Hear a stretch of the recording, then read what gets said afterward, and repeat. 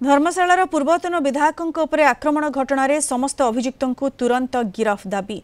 धर्मशालार पूर्वतन विधायक प्रणव बलवंत राय होइथिबा मरणांतक आक्रमण घटन समस्त अभियुक्तों तुरंत गिरफ पाई दाबी जोर धरी। जाजपुर में बिजुबाबू तिरोधान दिवस पालन अवसर में आयोजित कार्यक्रम में जोगदे जाजपुर विधायिका सुजाता साहू और जिला बीजेडी सभापति सरोज महापात्र यह आक्रमण को तीव्र निंदा करिसेंती।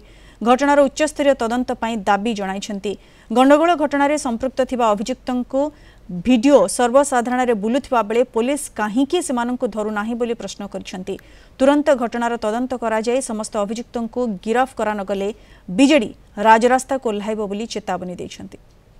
आज जाजपुर पूर्वतन विधायक धर्मशालार से आज ठाकुर पाखक जाऊले दर्शन करने को माँ को जो भली प्रकार घटना घटिला पुलिस उपस्थित रे से घटना घटिला किंतु पुलिस एपर्यंत कौन पदक्षेप नेला नहीं। जहाँ को से अरेस्ट करिसेंती से मध्य तार किछि मूल्य ही नहीं कहीं ना जेतेबेले मु थरे जाजपुर घटना जेतेबेले घटिथिला सेतेबेले साधारणतः जाजपुरवासी जानी नथिले कि जड़े विधायक आसुचंती बोली।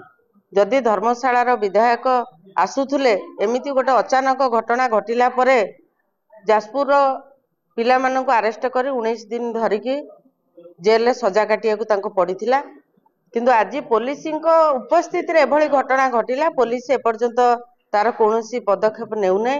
आज जो पूर्वतन विधायक तांका घर ऊपर भी थोड़ा आक्रमण होता एवं तापर जेतेबेले स्थानीय लोक मैंने मंदिर को दर्शन करने डाकी माँ को दर्शन करने जाऊँच सेतेबेले जो पाखापाखि 60-70 लोक कि 100 लोक हेबे विजुअल आपण मैंने समस्त देखुंट जो ढंगरे तांको गाड़ी की सेठी बाड़ा जाउची एवं तांको अश्लील भाषा गाड़ी गुलज करा जाउची सेठी सबु कथा हो सारा परे एटी गोटे छोट घटना घटला जेते हिमांशु साहू विधायक आसुचंती सेते किए जानतला जाजपुर विधायक आसुचंती बोली कथा हला कोन ना विजु जनता दल उपरे सेते बेले पुलिस उपरे भरोसा रहला नहीं क्राइम ब्रांच केस दे देले।